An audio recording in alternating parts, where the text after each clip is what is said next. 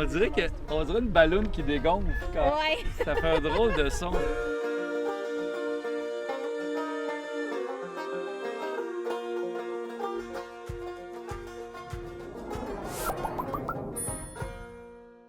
Ça fait 2 ans que je voyage à travers le monde en avion. Enfin, là, je retrouve ma vanne avec Mika. On repart sur la route. Je m'ennuyais vraiment de ce moment-là où tu fais tes bagages, tu packs ta vanne, puis là, tu t'installes derrière le volant, puis tu pars sur un nowhere. Hey, c'est pas le bonheur, ça, mon chien? Hein? Enfin, sur la route. On est reparti, mon bébé. Oui! Dans ce cas-ci, on s'en va dans la région de l'Érable. C'est au centre du Québec. C'est une région qui est magnifique, une région qui est caractérisée par ses terres agricoles, ses forêts, ses plans d'eau. C'est un endroit où c'est juste le fun de conduire. Les routes sont magnifiques. Il y a des petits chemins de campagne, des ponts couverts, des éoliennes. Vraiment, ça commençait bien le voyage.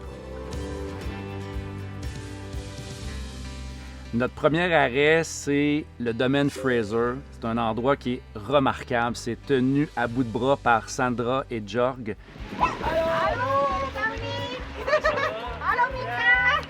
C'est 2 Suisses qui sont arrivés au Québec en 2002 avec leurs animaux. Il y avait une trentaine d'animaux. C'est comme l'Arche de Noé, leur affaire. Et là, ils ont des dizaines et des dizaines d'animaux. Il y a des chevaux, il y a des vaches, il y a des ânes, il y a des chèvres, il y a des poules, il y a des paons, il y a des alpagas, le plus bel animal au monde.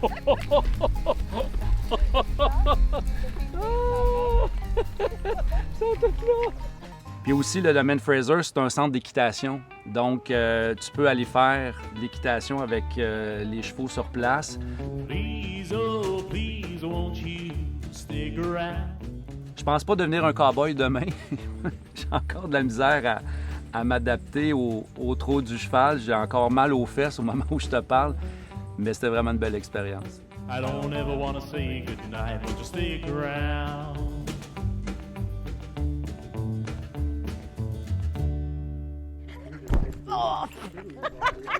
Ils ont une garderie pour les chiens sur place. C'est une garderie qui est sans cage. Les chiens vivent avec eux dans la maison. Si t'aimes les chiens, c'est le paradis. Oui, oui. Moi, je capote. Ils se promènent, ça saute sur les divans. Ils ont accès à toutes les chambres, sauf leur chambre à coucher.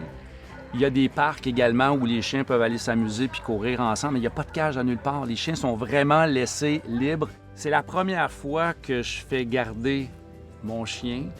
Puis je me sentais, je te jure, je me sentais comme la première fois que j'ai amené mon enfant à la garderie. Là, tu sais, quand tu as le cœur qui serre puis que tu laisses ton enfant à quelqu'un d'autre puis tu repars. Bon, ben je te la confie, Oui, on va bien prendre soin. Ce qui est incroyable, c'est que Sandra, à chaque jour, elle filme puis elle prend des photos des animaux puis elle poste ça sur sa page Facebook. Fait que, tu sais, toi, comme propriétaire d'un chien, ben tu peux voir comment ton chien évolue avec les autres. Fait que, tu sais, t'as beau être ailleurs puis pas voir physiquement ton chien pendant des jours, mais au moins, tu peux voir comment il va, tu sais. Puis là, ben c'est rassurant de voir des images de son chien comme ça sur Facebook. J'ai laissé Mika à la garderie parce que j'ai reçu une invitation pour aller pêcher sur le lac Joseph. J'ai été invité par Franco, qui est le directeur du manoir du lac William, et Luc, qui est un chef cuisinier. C'est quoi, du doré surtout? Ben, ça dépend. Écoute, on a des poissons avec 6 pouces entre les 2 yeux. Mais ça dépend toujours de la façon qu'on le mesure. Les deux connaissent le lac comme le fond de sa poche, particulièrement Luc, qui a grandi autour de ce lac-là. Luc nous a amenés au-dessus d'une fosse et je te jure, on a lancé les lignes à l'eau. Ça a pris 5 minutes, il a sorti son premier poisson. Franco, pour rigoler un peu, m'a appris une comptine qui s'amusait à apprendre à ses enfants quand il les amenait pêcher. Pauvre petit pêcheur, prends patience pour pouvoir pêcher plusieurs petits poissons pendant plusieurs petits printemps. Puis au début, je trouvais ça un peu niaiseux, je l'ai fait juste pour le plaisir. Pauvre petit pêcheur. Mais ça a fonctionné. Oh, attends. C'est vraiment une comptine miraculeuse. Je l'ai. Oh my God! Wouhou! Yes! Pêcher, ça Ça ouvre la soif, comme on dit. Alors, on est parti du lac Joseph pour se rendre au Jackalope. Le Jackalope, c'est une microbrasserie qui est située à Plessisville. Une microbrasserie qui a été développée par 3 jeunes de la région. Ils font des centaines de bières à chaque année. C'était plein au moment de notre passage. Non, il ne faudrait pas y toucher, s'il vous plaît. C'est un homme important.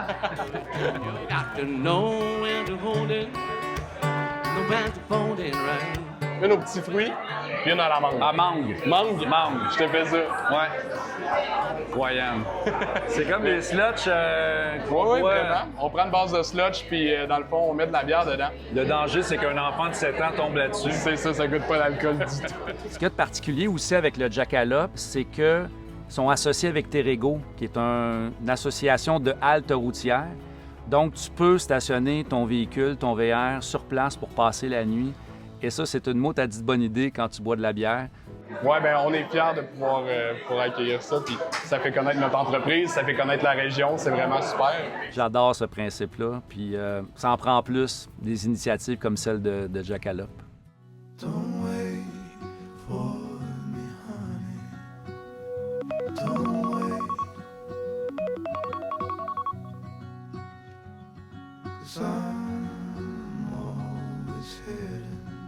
Pour moi, découvrir une région, ça passe par la course à pied aussi. Je trouve que c'est une des meilleures façons de s'imprégner de l'atmosphère d'une place puis prendre le temps d'observer ce qu'il y a autour. Let's go, mon chien! Hop! Ce matin-là, avec Mika, je suis allé courir. J'étais en train de m'entraîner pour le marathon d'Ottawa, donc l'occasion était parfaite. On est allé courir autour du lac William. C'était super paisible. Il y avait encore un peu de brouillard accroché à la cime des arbres. Donc, ça a été un beau petit 5 km, là, juste pour me mettre en forme à quelques jours du marathon.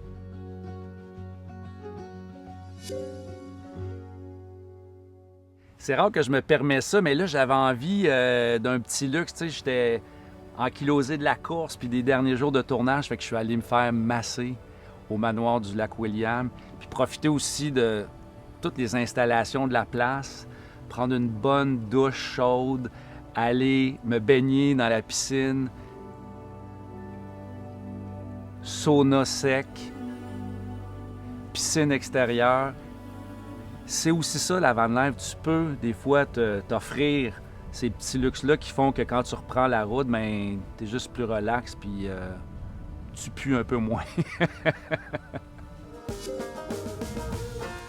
Notre visite dans la région tombait exactement durant le Festival des Sucres. C'est un incontournable dans la région. C'est une institution. Écoute, c'est le 2e plus vieux festival au Québec.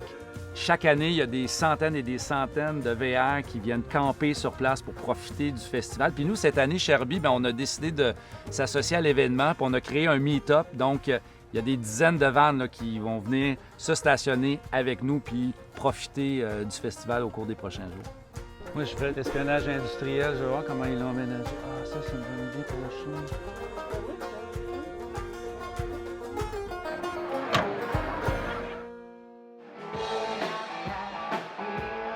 Comment vous faites pour attirer tout ce monde-là à un petit village comme ça? Je dirais qu'au-delà de nos propres moyens de communication, de l'événement, de présenter ce qui s'en vient, les artistes et tout ça, c'est le bouche-à-oreille. Et avec les équipements qu'on a, ils n'ont pas besoin de repartir le soir. Ils sont là pour la fin de semaine, un peu comme tes amis Sherby-Van, bien sûr. C'est des bons voisins, tout le monde. Et là, en l'espace de 4 heures, dans cette érablière-là, c'est 3000 personnes. La musique, la tire, les chairs de palette et tout ça. Le sucré, là, je peux vous dire qu'à 5 heures le soir, on n'a plus faim, puis on s'endort.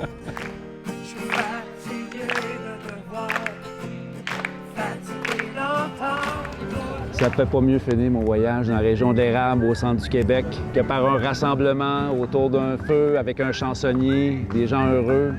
C'est ça que je vais retenir du voyage. Oui, c'est la beauté des paysages, mais c'est surtout l'accueil des gens.